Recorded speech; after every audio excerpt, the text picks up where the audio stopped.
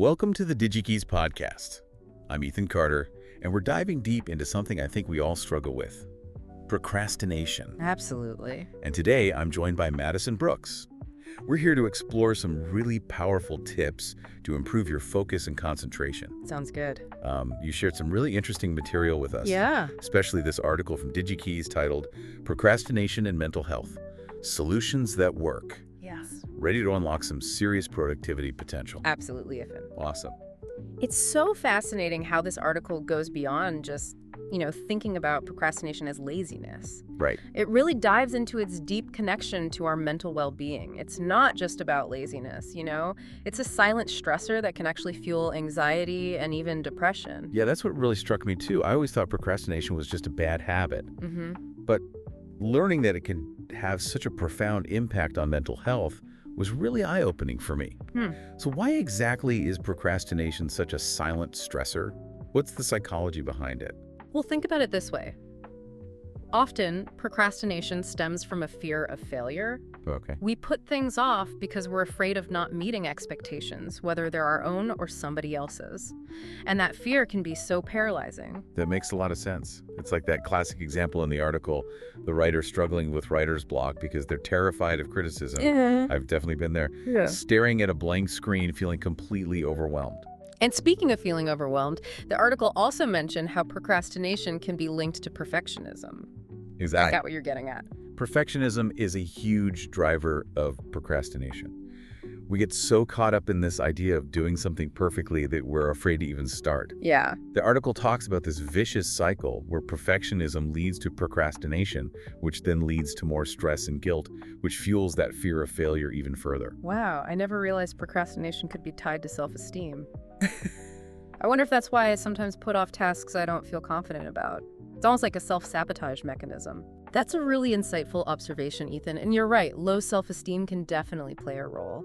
If we don't believe we're capable of doing something well, we're much more likely to just avoid it altogether. Okay, so let's unpack this a bit more. The article mentioned a study using cognitive behavioral therapy, CBT, Yes. to combat procrastination. Yep.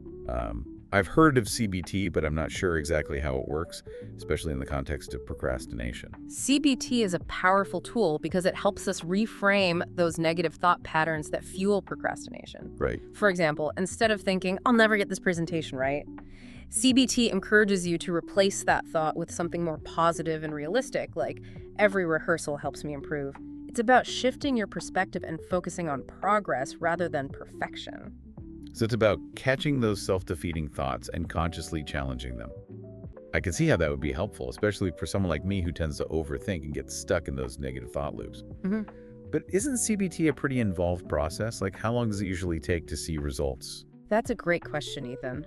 While CBT is a structured process, even incorporating small elements of it can make a real difference. Remember, it's all about building new habits and thought patterns. And like any new skill, it takes practice and consistency. So even if someone isn't in formal CBT therapy, they can still benefit from some of these techniques. Absolutely. That's encouraging. What are some other practical tips from the article that can help us break free from procrastination's grip? Oh, absolutely. The article dives into some great practical strategies like good old-fashioned time management. Okay. It emphasizes the importance of setting SMART goals. SMART goals. Yes, those that are specific, measurable, achievable, relevant, and time-bound. Right. So instead of that vague, finish the project goal, Yes. we're aiming for something like complete the first draft by 3 p.m. tomorrow. Yeah. That makes it much less daunting and gives you a clear target to work towards. Exactly. And even within those SMART goals, you can break things down even further. Imagine you're writing a report. Instead of tackling the entire thing at once, start with just an outline. Okay. Then focus on drafting one section at a time. It's about building that momentum with small wins. That reminds me of something else the article mentioned, creating a structured daily routine. It suggested dedicating the first hour of your day to deep work. Yeah. Those tasks that require the most focus. It makes sense setting that productive tone for the rest of the day. It's a fantastic strategy, Ethan. And while we're on the topic of creating the right environment, let's talk about minimizing distractions. Think about it. Are you more focused at your desk with everything you need or on the couch with the TV on? Oh, definitely at my desk, no contest. I'm a sucker for background noise, but I know it completely derails my focus. So a dedicated workspace is key. But the article also mentioned other things like noise-canceling headphones or even ambient sound playlists. Those can be game changers, especially for those who find silence distracting. It's about creating an environment that signals to your brain, okay, it's time to focus. Yeah. This is all great advice for people like me who struggle with, like mild procrastination. But what about those who are really struggling even with these strategies? The article mentions seeking professional help. Like therapy, is that something you would recommend? Absolutely, Ethan. There's no shame in seeking help. If procrastination is consistently interfering with your life, your work, your relationships, your personal goals, therapy can be incredibly beneficial. It provides a supportive space to really explore the root causes of your procrastination and develop personalized strategies for overcoming it. And they specifically mentioned CBT and solution-focused therapy as options, right? Yes. We talked about CBT earlier, and it's a great option for tackling those negative thought patterns we discussed. Right. Solution-focused therapy is another fantastic approach. It's all about finding practical solutions and focusing on what's working rather than dwelling on the problem. Okay. I've heard of solution-focused therapy, but I don't know much about it. What kind of techniques does it use? One popular technique is the miracle question, where the therapist asks you to imagine a future where your problem is magically solved. Then you explore what's different in that future and identify steps you can take to make it a reality. Oh, that's a really interesting approach. I can see how that would be helpful in shifting your mindset and focusing on positive outcomes. And the article also mentioned executive function coaching within therapy. What exactly is that, and who would benefit from it? So executive function coaching is particularly helpful for individuals with ADHD, Okay. who often struggle with planning, organization, and time management. Right. These are skills that can be challenging even for those without ADHD. But executive function coaching provides targeted support in these areas. So if you're struggling with, getting started on tasks, this type of coaching could help you build those planning and organizational skills. Exactly. I could see how that would be a game changer for someone with ADHD who might be struggling with procrastination because of those underlying executive function challenges. Exactly. It's about recognizing that procrastination can stem from a variety of factors. And there's no one-size-fits-all solution. It's about finding what works best for each individual. Yeah, it's great that there are so many different approaches available. So we've covered a lot of ground here, from the psychological roots of procrastination to practical tips, and even the benefits of professional help. What stands out to you as the most important takeaway from all of this? What's fascinating to me is how this DigyKeys article emphasizes that procrastination isn't a character flaw. It's a challenge, a habit that we can change. And the key is to approach it with self-compassion rather than judgment. I love that. It's about progress, not perfection. Yeah. And speaking of progress, the article ends with a really thought-provoking question. What's one small step you can take today to break free from procrastination's grip? It's a powerful question because it invites us to take action, to move from understanding to implementation. Even something as simple as creating a to-do list or setting a timer for 25 minutes of focused work can be a significant first step. Absolutely. And for anyone who wants to delve deeper into this topic, we highly recommend checking out the full DigyKeys article, Procrastination and Mental Health: Solutions at Work. Oh. They also have a resource called Conquer Procrastination, which sounds incredibly helpful. It's a great reminder that we have resources available to help us on this journey. Right? And ultimately, I think the most important message here is one of hope. Tackling procrastination is possible, and the rewards, both for our productivity and our mental well-being, are well worth the effort. Couldn't agree more. Thanks for joining us on this deep dive into procrastination. We hope you found it insightful and, most importantly, empowering. Like this podcast and subscribe to support us and get notified of new episodes filled with actionable advice to boost your productivity. Thanks for listening. Like and subscribe for more insights, and visit DigyKeys.com for resources like Conquer Procrastination, your guide to sharper concentration. See you next time. It really is. And the article even mentions how procrastination can be linked to other conditions like ADHD. Making this deep dive even more important. It's not just about productivity, it's about our overall well-being. That's a really good point. So it's like this thing we think of as, I'm just procrastinating again, actually has some serious implications. Exactly. The article mentioned a study using CBT. Yes. Cognitive behavioral therapy. Right. To help combat procrastination. Mm-hmm. And I found that really interesting. The study found that CBT techniques can can actually significantly reduce procrastination. It is amazing. That's huge. Yeah. So tell me a little bit more about that. How does CBT actually work in this context? So CDT is all about like reframing those negative thoughts that we were talking about earlier Okay. that fuel procrastination. It's like, instead of saying, I'll never get this right, Right. you would replace that thought with something more positive and realistic, like each attempt helped me improve. Okay.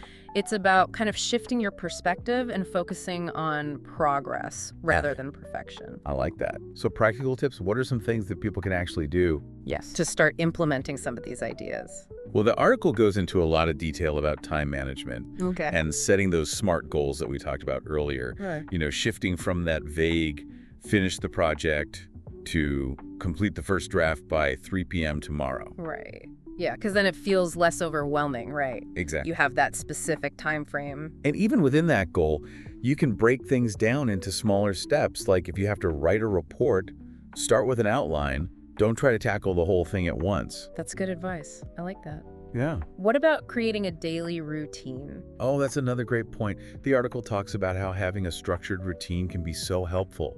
Like dedicating the first hour of your day to deep work. It sets a really productive tone for the rest of the day. Yeah, I can see how that would be helpful. Okay, so we've talked about routine. We've talked about breaking things down. What about our environment? The environment is so important. You want to create a distraction-free workspace. Right. So are you more productive like at your desk with everything you need or on the couch with the TV on? For sure, at my desk. Yeah. I love to have background noise, Mm-hmm. but I know if I'm trying to really focus, Yeah, it's a killer. it's killer. So that dedicated workspace is key. But the article also mentions things like noise-canceling headphones or even those ambient sound playlists. Yeah, those can be really helpful. For some people, silence is distracting, so it's about finding what works for you. So this is all great advice. But what about for people who procrastination is a really serious issue for them? Would you recommend they seek professional help? Absolutely. There's no shame in seeking help. If procrastination is really interfering with your life, your work, your relationships, your personal goals, therapy can be incredibly beneficial. And they mentioned CBT and solution-focused therapy as options. Yes. CBT can help with those negative thought patterns. Yeah. And solution-focused therapy is really interesting. Yeah, what is it? It's all about finding practical solutions. Like they use this technique called the miracle question. They ask you to imagine like a future where your problem is solved. Right. And then you kind of work backwards and figure out, okay, what would need to happen to get there? I see. So it's a really positive and action-oriented approach. That makes a lot of sense. And the article also mentioned executive function coaching. What's that? So executive function coaching is really helpful for people with ADHD who might struggle with things like planning, organization, and time management. Right, things we all struggle with. We all struggle with, but it can be especially challenging for those with ADHD.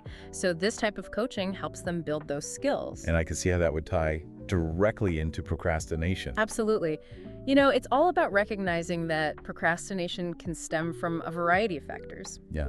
And there's no one-size-fits-all solution. It's about finding what works best for you as an individual. Yeah. What stands out to you as like the biggest takeaway from this whole discussion? I think the most important thing is this idea that procrastination isn't a personal failing. Right. It's a habit that can be changed. And we need to approach it with self-compassion and understanding rather than judgment. I love that. Like, it's not a character flaw, it's something that we can work on. So the article ends with this really thought-provoking question. What's one small step you can take today to break free from procrastination's grip? It's a great question because it encourages action. You can start small. Create a to-do list. Set a timer for 25 minutes of focused work. Anything to get that momentum going. Small steps, I like that. Yeah. And for our listeners who want to learn more about this, we highly recommend checking out the full DigyKeys article, Procrastination and Mental Health, Solutions That Work. And they also have a resource called Conquer Procrastination, which I think will be really helpful for a lot of people. Absolutely. And ultimately, I think the biggest message here is one of hope. Tackling procrastination is possible. And, the benefits for our productivity, our well-being are so worth it. It really is, and it's so important to remember that. As we've been talking, I've been thinking about like my own struggles with procrastination. Yeah. And I've noticed that for me, I tend to put things off when I'm feeling really overwhelmed or unsure of how to even start. That's a really common experience. Yeah.